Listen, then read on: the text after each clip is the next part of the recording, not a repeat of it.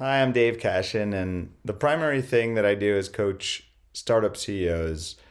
And one of the things I've noticed is that most startup CEOs are motivating themselves from this place of attachment or lack.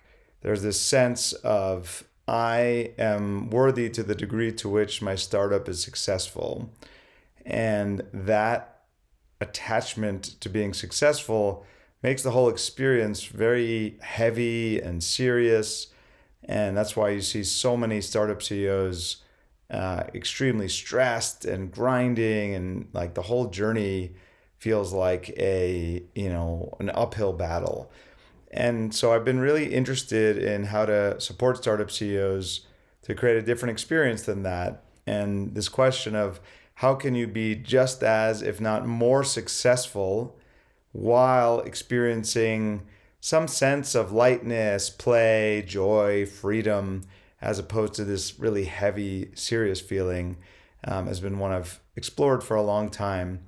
And what I find is that when I challenge CEOs to really reflect on whether they're motivating themselves from the sense of lack, of problem, of there's something wrong here, um, versus from this place of inspiration and vision, most realize that they're coming primarily from this problem thinking, that things aren't okay the way they are now, or even I'm not okay the way I am now, and therefore I have to, grow, improve, make progress. And the interesting thing about that form of motivation is it works, right? That's why so many of us have motivated ourselves for so long from this sense of I'm not enough. I have to do better. I have to be better. And it is motivating. It has us, in action, making progress, learning, but it has this toxic residue. It doesn't feel very good. It feels heavy.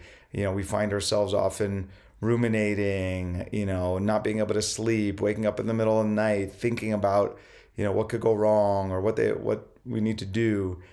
So the leap that I often challenge CEOs to make is to let go of telling themselves a story that there's something wrong, that there's something wrong with them, that there's something wrong with the way things are, that they're not where they should be, right? These are the primary stories or beliefs that most startup CEOs, most entrepreneurs are telling themselves.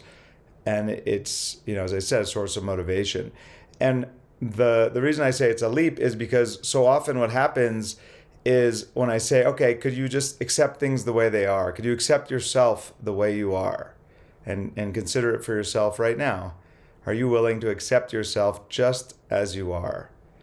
To let go of any stories that there's something wrong with you? Are you willing to accept your company and the current conditions of it just the way it is, and to let go of the idea that there's something wrong here? And if you're like many of my clients, what you may notice is there's resistance to that. And the belief is that if I just accept things the way they are, am I just going to become unmotivated? Am I, in the extreme, going to become a couch potato and just sit there in bliss and not be motivated to do anything? And that fear is, I think, one of the primary obstacles to shifting from this state of threat and lack and fear to a state of presence and peace and joy and excitement while you build your company. And so I want you to consider that it's not true. It's not true that you'll become a couch potato, that you'll become unmotivated, that you'll just sit there and do nothing if you let go of believing that there's something wrong, if you just accept things the way they are. And I want you to consider that humans are actually creative beings by our nature.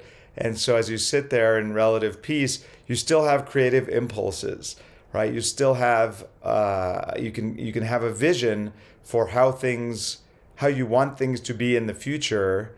And if that vision inspires you, if you're excited about it, you can be pulled toward that vision instead of pushed from this sense of not enough, something's wrong here.